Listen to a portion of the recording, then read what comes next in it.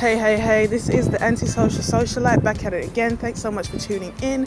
If you're new to the channel, you have not yet subscribed, please hit that subscribe button, smash that notification bell, so when I get to running this mouth in this BITCH, yes sir, you are in the mix. Thanks so much for tuning in. Shout out to all my faithful supporters and viewers. You see the title, you know what time it is. Too turned out for love. Are black people too obsessed with sex to be able to find long-lasting love? Now, this is a topic that is like far and wide and deep, and I don't even know really where to begin, because when I thought about the title, it's like it's overlapping into too many different topics. But one of the biggest issues I have right now with the community, which I know is by design, is the fact that we as a group of people are way too obsessed with sex. And one of the things that really winds me up when I get on these panels or I see conversations is, well, you know, sex is natural. Sex is something we need. Oh, what's going to happen to the race if we don't have sex? It's a biological need. It's like, to me, there's a difference between having sex for the sake of having children versus having sex for pleasure. Both are important. But what people try to do is they try to say that if you're not having sex, you're somehow going to be like sick or something. It's like, I know that there are people who are lying to themselves. Most people cannot be celibate. They need some kind of human contact. They need human interaction. They need that physical touch and things like that. So I'm not going to say that sex is not something that's important. It's something that is I believe, God-given. It's something to be enjoyed, but it's not something to be worshipped, and it's definitely not something that we should validate ourselves by as a measuring stick. In the black community, way too many black men find their identity through their pants, what's in their pants, who they're smashing, how many chicks they've had, which girl likes them, how many girls, you know, they're up in the DMs, you know, they're bragging. I mean, when you see a big man talking about, oh, the reason why you're saying what you're saying because you ain't got no bitches, you know that's a dude that has nothing to offer but his penis. He doesn't even have a brain. He doesn't have a brain, because a grown-ass adult mature man does not say things like that. Let me just be straight with you. For even a young guy who says that, it's hard to take him serious, because you're thinking, you're so young to think like that. But a grown-ass man, past maybe 25, say 30, if a dude says that, you know he ain't nothing.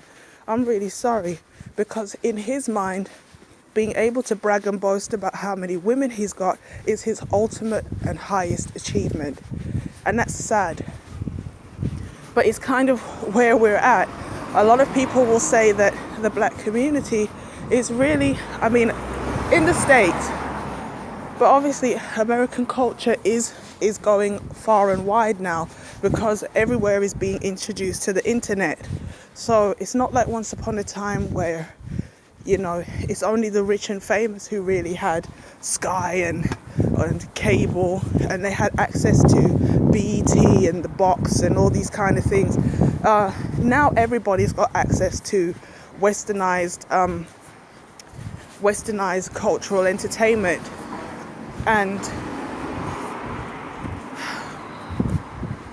obviously they're trying hard to get everybody online for a reason, and they use the American model to kind of influence the whole of the world, because when it comes to trends, when it comes to fashion, really it's America that's setting the pace, okay? And that's why I mean, obviously, like I said in previous videos, here in the UK, a large part of our urban culture is influenced by the West Indies, but the West Indies are obviously influenced by the States. So it's still ultimately going to be what's happening in the States in terms of fashion that is going to impact the rest of the black world. Because, I mean, I'm on certain social media, I see adverts for wigs and weaves, and people are like, I'm in Nigeria, I'm here, I'm there, how can I get it shipped here? And I'm like, huh? Like, really?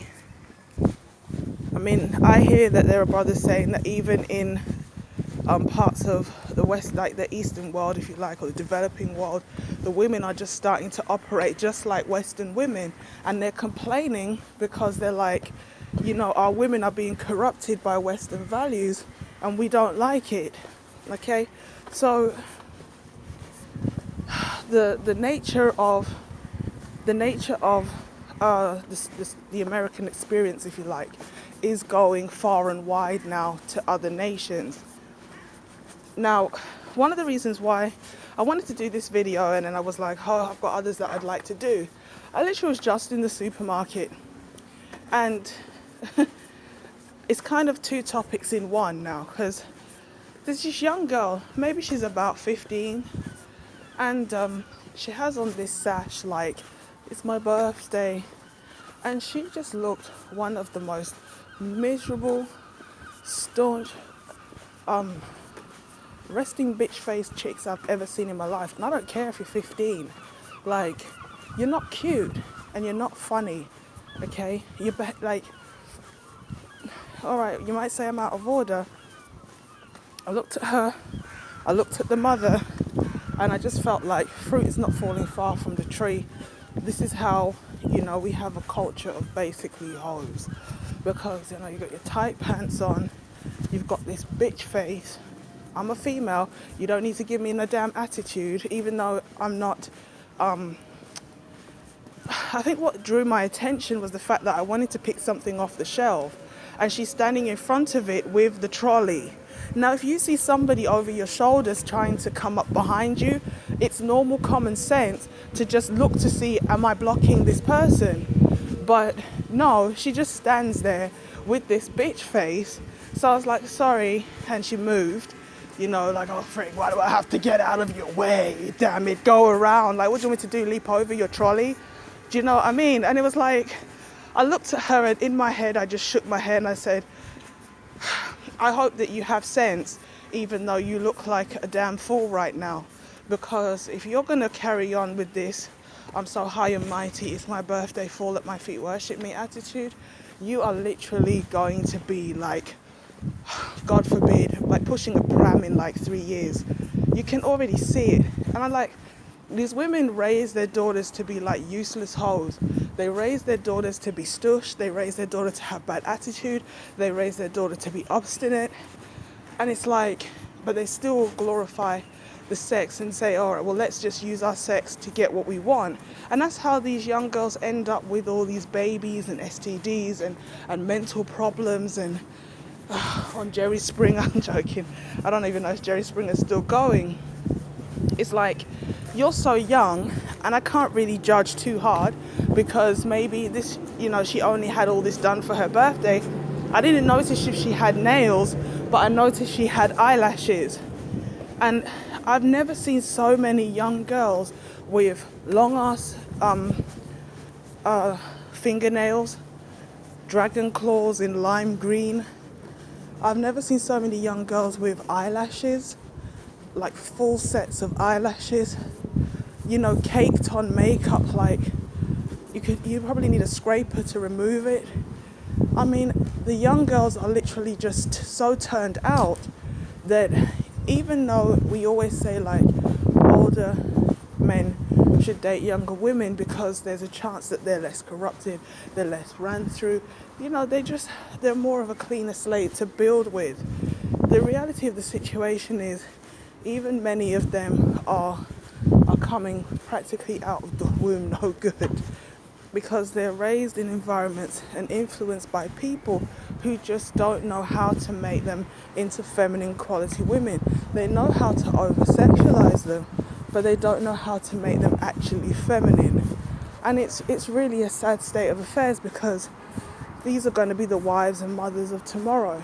And these women don't understand. You're basically sabotaging your own kids. You're sabotaging your sons and your daughters because you're not preparing women that your sons can marry, and you're not preparing your daughters to actually be married. You see, the sad thing about it is this. These girls are so advanced sexually, but they are completely ignorant when it comes to what it actually takes to make a man happy in a lot of cases. They're under the impression that guys only want sex. And I'm not saying that guys don't want sex as a top priority, but the reason why they come to a woman and approach a woman is because they want to be intimate with her physically. But after that, there's what the woman has to offer is what will make him stay. Now, the flip side is this: as long as his sexual interest is peaking, he's going to keep coming back to the woman. But once his sexual interest is satisfied, it's going to go down and he will move on. This is why it's kind of like a push and a pull situation between a man and a woman. It's a strange kind of dance where you're merging the two lives together through a bit of a push and pull struggle, because the woman is supposed to make herself attractive to catch the eye of a number of men. But once she's caught the eye of a number of men, she's supposed to then say, okay, I feel like I'm compatible with this man. She's supposed to get advice, guidance from friends and family, especially men who can identify who is really genuine versus who just is putting on an act. You know, pressure them, threaten them a bit, whatever it is, to make these brothers know you're not going to take one of our women and just use her and disregard her just like that. Okay? And in return, this is where you go from getting to know one another to a bit of dating into exclusively courting, because you see the person has the potential to be a spouse. Now, after you as the woman have made yourself available and out there, then the man is supposed to say, I see quality in you that I want to keep for myself. So there's mutual choosing going on. It's not like the man goes and picks you off the shelf like you're in the supermarket and he puts you in his basket and that's it, you have no say. But at the same time, it's like ultimately he's supposed to make you his wife, not you're supposed to weasel your way into his heart. And what's happening with a lot of these over-sexualized young girls is they think they can use their body and their sex appeal to turn their status from a hoe or a jump off or a one-night stand or just a link or whatever you want to call it into a wife. Or they think wifey is equivalent to wife. And it's like, it's just a shame. You're doing the most to look so physically attractive, but inside you have nothing to offer and nothing to retain the guy with. And it's going to be so unfortunate that many of you will only realize how fruitless all of that was. The money, the time you wasted doing up yourself, the time you wasted on the wrong men. You're only going to realize when the situation has already gone super bad. And that's terrible. That's really sad. It's just a sad situation, because what that means is there's a shortage of decent mothers, there's a shortage of decent wives, there are a shortage of decent colleagues and friends and family. It's just a mess, and ultimately the whole of society breaks down. Now, like I said, I believe it's by design that black people are over-sexualized. They know that sex is something that most people need. It's something that most people want. I mean, when I say need, I mean there obviously is a biological reaction and a psychological chemical reaction that occurs when you engage in sexual activity. It is like a form of stress relief. It releases a lot of feel-good hormones. You know, it's a good workout, so you've got adrenaline going, you're sweating, you're having a pleasurable experience with another person. We know all of that, but there are other ways to get that same sense of rush without engaging in sex. That's why, although there are arguments that sex is essential, if it was the case that sex was essential, I personally feel like people would just die once they stopped having sex. People don't die when they stop having sex. So to me, abstinence and celibacy is not the be all and end all. It's not everybody's life. It's not something that everybody is going to be able to do. So that's why there are confines and bounds to sex. This is why I don't support like pump and dump, smash and dash. That's why I don't support or encourage like one night stands and things like that, because it's just muddying the waters. You're doing yourself harm, you're doing the community harm. It makes no sense. So it's just like, what's the point? Everybody's just wrecking everybody because sex is completely deregulated, which is not how it's supposed to be. So as a result, people are reduced to like nothing more than animals. I mean, I'm not saying that animals don't have affection towards each other, but they don't have the high level of affection I think that human beings can have. But we are so committed as a group to being overly sexualized, to be like men literally living just to do things to get sexual validation and attention from females. They don't even know why they want the attention. They just want to be able to say they're getting attention. And females realizing, oh, I can use my body as a bargaining chip. And by the time they realize, actually, your chip wasn't really worth very much, they're already way too far gone down the rabbit hole of failure to turn it back around. Then they get bitter, then they get jaded, and they're like, oh, all men ain't this, all men ain't that. But it goes back to when you were a young girl. What were your family teaching you? What example was your mother setting for you? What was she allowing you to be exposed to? Because as I said in previous videos, it's kind of like a Pandora's box. You can't put that toothpaste back in the tube. You can't unsee this. Once a person becomes turned out, it's like they're kind of broken in a sense forever, because unless they kind of abstain, go through counseling, or they maybe have a traumatic experience which turns their mind around, they literally can't help themselves because the pathways in the brain are set. And it's like when you allow your daughter to be a big woman, or start adorning herself with all these, stripper-esque, because that's what they are. These are fashions. A lot of the fashions that we have were taken from sex workers, from heels to, we had stripper boots. I mean, you name it. Even the bikinis and things like that. Originally, no woman would model those things. They had to find strippers and prostitutes to model them, because average women refused to wear these kinds of bathing suits. So gradually they have normalized the stripper culture, and that's why we have such a pervasive hoe culture today, because white people are not sold on hoedom the way black people are. Even though you have raunchy white people, there isn't this culture of just unabated, I don't know if the word is unabated, I don't think it's unabated, unbridled lust. Like, is it in certain pockets? Yes. Is it under the surface? Yes. But the normal culture for white people and non-black people is not like that. The Chinese and the Orientals, they have like this childlike way. It's this, I don't want to say they're strange, but it's strange to me how the same people who make rockets and technology like Hello Kitty. I just can't comprehend.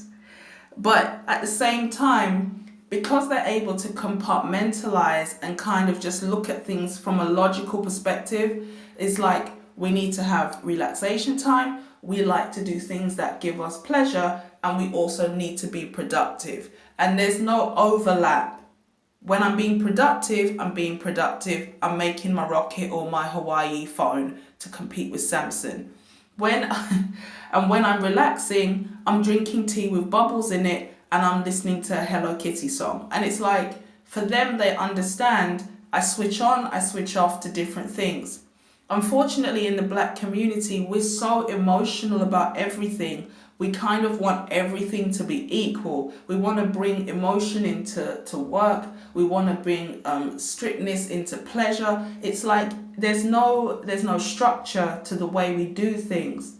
And it's always about feelings as opposed to facts, which is why we struggle to progress, because instead of just being a logical group like a lot of other groups are, it's always got to be, everything is overly emotional, which is why again we get caught up in the sex thing so much, because it's an emotional high, because it's an emotional act. We're like, well, I really need to do that because I need that fix. Again, when we look at Indians, Bollywood is full of all these romance stories. Are they that romantic? Maybe, maybe not. But for those people who are still naive and innocent, they really believe that's the world. They're kind of kept in this blue pill state.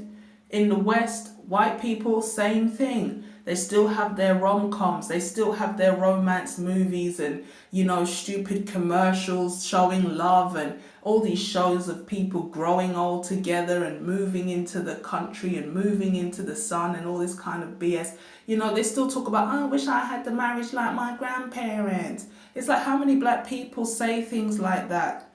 I watched Madame Noir, and she turned around, one of the women on the panel turned around and said, I wouldn't want to have the marriage that my grandparents had. Why? Because in the day of her grandparents, her grandmother probably was a stay-at-home mother. She probably wished she could have a bit more of her own money, have a job, maybe education. And the grandmothers from, 50s and 60s instilled within the women coming through the generations, don't be like me. Don't let any man control you. Don't let any man be, the head of the house and, he's the one with all the money and the purse strings, blah, blah, blah, blah, blah. And they sowed that seed of negativity, which actually broke generations of women. It literally broke them mentally, because you cannot build with somebody you have contempt for, but that seed of hatred that's passed down from the mother to the daughter is why the whole culture is able to take such a hold of black women. They think they're empowered because they're free. They think they're empowered because sexually they're liberated. But actually the guys are just running through, using them for what they can. I mean, they don't even want to marry these women because there's nothing to get. Once you've already had sex with them, there is nothing else to get. And the way that they keep women in this state of delusion is telling them, well, you're queens, you're goddesses, you have the vagina, you're the only one that brings forth a child. And these women walk around with their head up and their nose in the air thinking, oh, well, I'm so spectacular because I've got a vagina. And the guy's like, I can just throw a pound and once upon a time you had to invest money to get sex. But sex is giving away now. And that's another video I want to do. Bad women spoil it for good women. The reason why a lot of the decent women are getting overlooked, and to an extent they're even, I wouldn't say they're forced to, because I don't believe that, but the reason why even they may feel like they need to do all this kind of whole shit to get attention is simply because there are so many women trying to compete with each other for male attention. They don't want the men, they just want the attention. That decent women who are not on that may have a harder time, if it's even just to get basic respect, to be honest. Because if a dude is so oversexualized and so sex focused that he only sees women that he wants to smash, if you're somebody he's not interested in sleeping with, then you're not even going to get basic courtesy. And this is the paradigm that the black woman has created. By constantly over-sexualizing herself and trying to outcompete other women for men in a negative sense, she has actually created a monster in the black man to an extent.